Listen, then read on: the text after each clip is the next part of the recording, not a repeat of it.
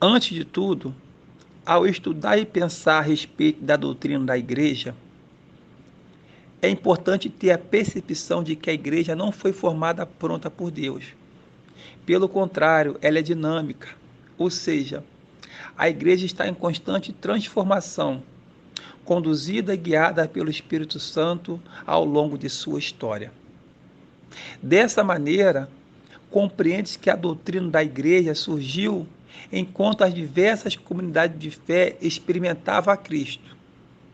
E essas experiências eram vividas em constante diálogo com o contexto socioeconômico e político de cada comunidade. A Idade Média foi um período da história onde existia uma predominância do pensamento cristão em diversos setores da sociedade medieval ocidental. É um período em que a Igreja Apostólica Romana vai se transformando, um período em que a Igreja Apostólica Romana ganha novos contornos, novos comportamentos, novos ritos, novas posições doutrinárias que se distanciam cada vez mais das Escrituras, principalmente as questões que tratam a respeito de sua natureza e identidade. E é nesse cenário que surge a eclesiologia,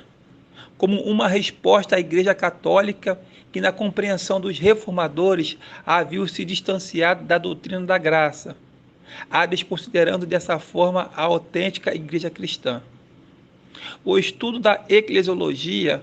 é importante para a compreensão de como se deu a formação da Igreja e os seus fundamentos,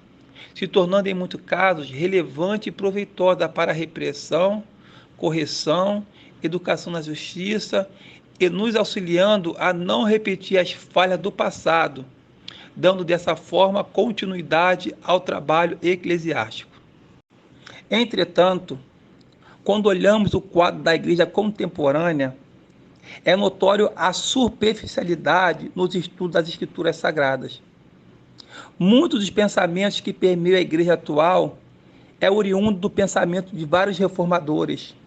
homens piedosos e estudiosos que dedicaram boa parte do seu tempo em responder questões que de alguma maneira ameaçavam a doutrina da Igreja da época, observando-se dessa maneira uma participação pouco efetiva da comunidade de fé. Isso gera uma dificuldade, porque a resposta para os problemas existenciais do homem contemporâneo, em muitos casos, serão respostas rasas, respostas prontas e pouco práticas, sendo em muitos casos irrelevantes para os dias atuais, tendo em vista que os pensamentos desenvolvidos pela Igreja no passado foram construídos dialogando com o contexto sociocultural da época.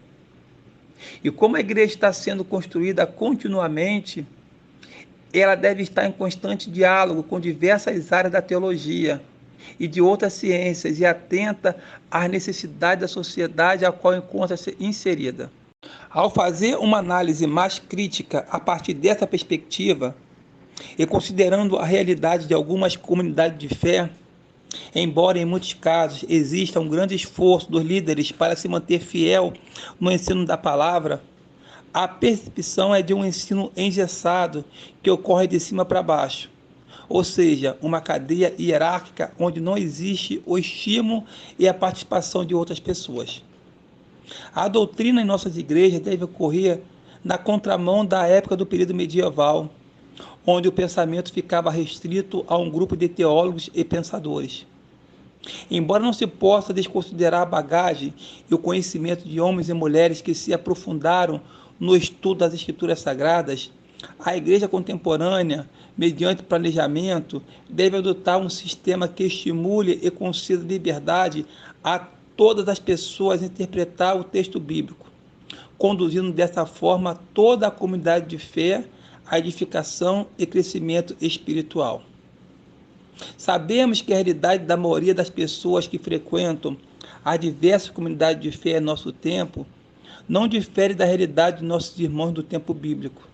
ou seja, pessoas humildes, pessoas pobres, sofredoras que se encontravam sufocadas por um sistema opressor e cruel do Império Romano. E diante dessa realidade vivenciada, se torna necessário adotar uma hermenêutica bíblica em favor dos pobres. Uma hermenêutica que dialogue com a realidade, trazendo edificação e esperança por um futuro melhor.